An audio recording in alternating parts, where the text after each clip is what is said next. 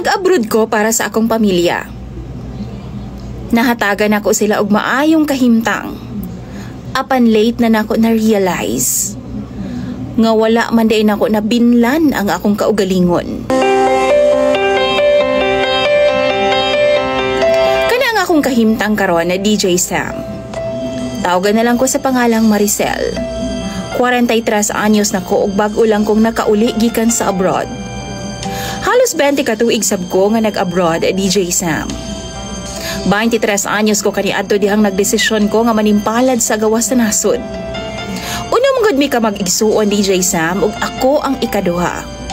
Akong maguwang naminyo po dayon. Maong wala na siya chance nga mapalambo pa bisan gamay ang among pamilya. Kay numdum ko sa una DJ Sam, magdildil lang intawon mig asin. Og maglisod mig kaon. Kaduha or katulo sa usa ka adlaw. Naapagani panahon nga pirmi na lang lagot mo ang among ginakaon sa tibuok tuig.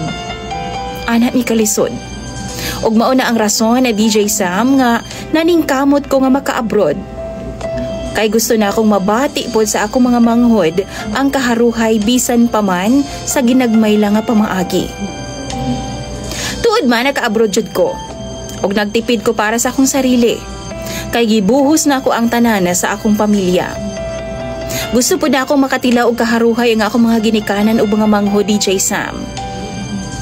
Napaeskwela na ako noon sila. Nasininaan ako og tarong og napakaon og tarong. Sulod sa halos 20 ka tuig DJ Sam, wa gyud ko'y napundar sa akong kaugalingon. Tungod kay gusto na ako buhong ang akong pamilya matag bulan. Proud pud ko sa akong sarili. Kay napahuman ako og eskwela ang ako nga tulo ka mga manghod nga milahutay sa pagtuon. Nakatabang pud ko sa ako mga pag-umangkon og nakahatag pud ko sa ilahang mga luho. Butang nga wa na mo na experience kaniadto DJ Sam.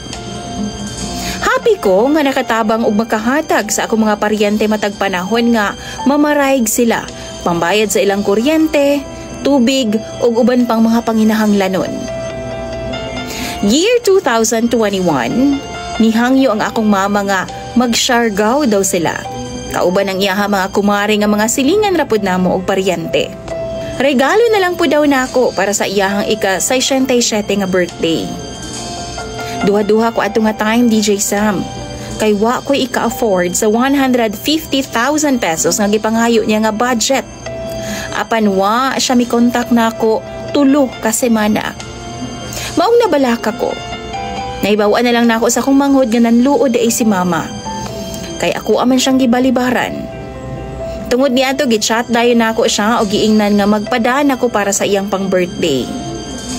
Uban ang iyahang mga kumare. Nisugot nako nga mag-Siargao sila. Og ako'y mo sponsor. Abdi kaayo siya nga naka-video call na ako DJ Sam og nagpasalamat dayon. Year 2022. Gawa sa regular na akong ginapada DJ Sam, nagpadugang pod si mama.